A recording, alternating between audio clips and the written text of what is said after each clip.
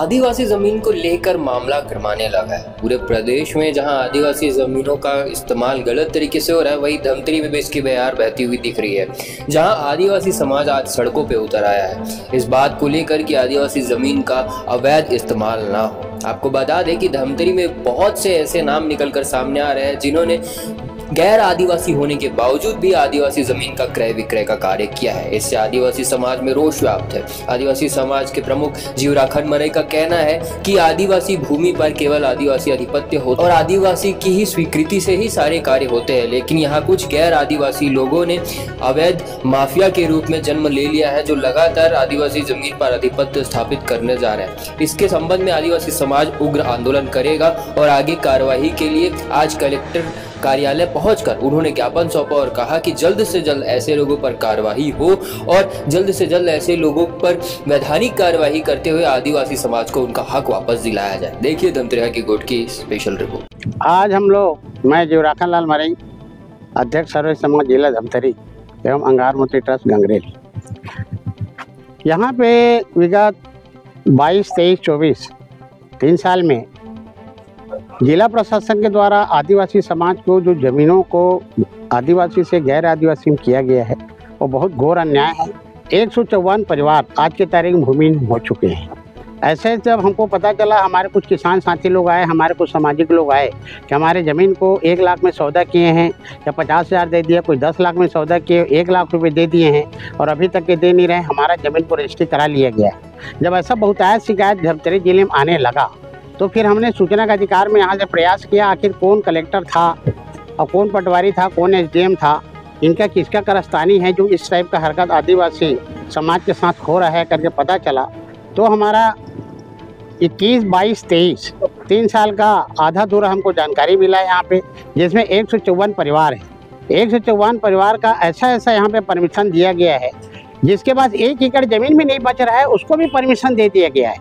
जबकि भू राजस्व संहिता कहता है, धारा 165 वो कहता है कि एक आदिवासी समाज के पास कम से कम सिंचित 5 एकड़ ज़मीन होना चाहिए, असिंचित 10 एकड़ ज़मीन होना चाहिए, लेकिन ऐसा कहीं कुछ नहीं है।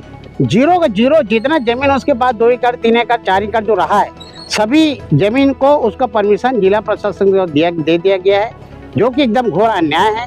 शासन का नियम कानून कायदा, राजस्व नियम कानून कायदा सबका धज्जे उड़ा के जमीन दलालों के साथ मिल करके ये जिला प्रशासन के द्वारा जब खेल हो रहा है उसके प्रति हम लोग शिकायत करने आए हैं, ताकि जो 154 परिवार को जो ज़मीन बिका हुआ है वो ज़मीन को वापस उस किसान को करे, ताकि उसका जीविकोपार्जन कर दे। आज के तारीख में दर दर भटक रहा है। साथियों, मैं आप लोगों के माध्यम से बताना चाहूँगा, एक लड़का है चेतन नाग कौन है? बेचने वाला है। खरीदने वाला कौन है? 0, राज्य शासन। ये कैसे होगा? बहुत सारे किसान ऐसे हैं जिसके पास खरीदने वाले, बेचने वाले का नाम दिख रहा है, खरीदने वाले का नाम ही नहीं दिख रहा है।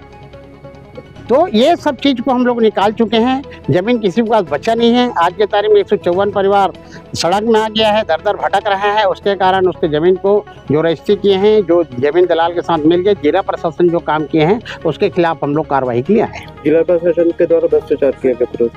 अब भ्रष्टाचार किसके द्वारा किया गया साहब, ये तो जांच से पता चलेगा। लेकिन हमको ऐसा लगता है कहीं कहीं प्रशासनिक चूक है, कलेक्टरों का चूक है। कलेक्टर का, या तो कलेक्टर का संरक्षण रहा होगा उसको जो बेचे खरीदार को, इस टाइप का हमको महसूस हो रहा है। लेकिन जांच का मुद्दा है, जांच करने के लिए हमने माननीय प्रधानमंत्री को, हमारा आदिवासी समाज का महिला है आदरणीय राष्ट्रपति महोदय, उसको भी हमने दिया है। राष्ट्रीय आयोग को अनुसूचित जनजाति को दिया है, मुख्यमंत्री को दिया है, छत्तीसगढ़ में राजस्व मंत्री को दिया हुआ है, हमने चीफ सेक्रेटरी को दिया हुआ है। इसका हम लोग कुछ दिन इंतजार करेंगे। जांच का प्रक्रिया है और जांच का प्रक्रिया में जब भी उनको 154 परिवार को यदि राहत नहीं मिलेगा तो उसके खिलाफ फिर समाज अपने हिसाब से आंदोलन करे। जैसे जमीन बेचे होंगे, आज उन्होंने बात रखी थी कि स्पेशली पूर्व में जो आदिवासी टू नॉन आदिवासी जो लैंड वाला हुई है, लैंड की खरीदी बिक्री हुई है, वो नियमता हुई है नहीं हुई है, उसके ऊपर ये था। जैसे अभी शासन का दिशा निर्देश है कि 5 एकड़ का उसका सिंचित रकबा होना चाहिए, सिंचित ये होना चाहिए। तो हम लोग पूरा देखेंगे, पूरा तथ्यात्मक ये डिटेल ये करेंगे और प्रेषित करेंगे। हमारे अन्य वीडियो देखने के लिए चैनल को सब्सक्राइब करें और धमतरी यहाँ के गोठ का हिस्सा बनें।